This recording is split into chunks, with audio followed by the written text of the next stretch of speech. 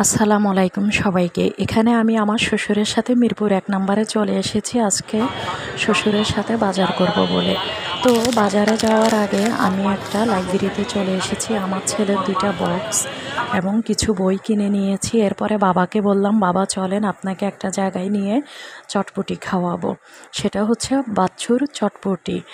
তো আমরা চলে যাচ্ছি চটপটি খেতে। এই বাচ্চুর চটপটি সেই ৫০ বছর আগের। তার বাবা আগে চালাতো, এখন তারা ৩ ভাই চালায়।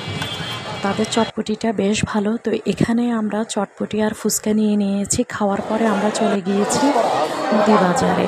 মুদি বাজারে কিছু প্রয়োজনীয় জিনিসপত্রের দরকার ছিল, তারপর সেগুলো নিতে গিয়েছি। এরপর বাবা চলে এসেছে মাছ বাজারে।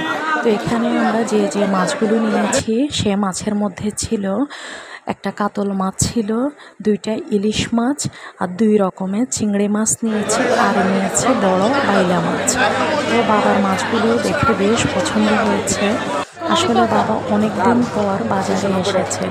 যাক, মাছের বাজার শেষ হওয়ার পরে আমরা এরপরে চলে এসেছি মুরগি নেওয়ার জন্য। এখানে আমরা নিয়েছি পাকিস্তানি কক মুরগি আর নিয়েছিলাম কক মুরগিটা। এরপর যাই হোক, পরে বাবা বলছিল আরও কিছু চিংড়ি মাছ নেবে বাইরে। তো যাক, চিংড়ি মাছটাও নেওয়া শেষ। এই ছিল শ্বশুরের সাথে আজকে আমার মাছ বাজারের